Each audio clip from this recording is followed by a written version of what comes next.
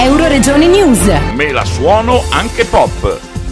Il Royal Gala Music Festival, il talent della musica inedita con Monica Zinutti, organizzatrice per Angel Wing Studios, venerdì 22 settembre 2017 a Pantianicco di Mereto di Tomba, la terza edizione con grandi cambiamenti.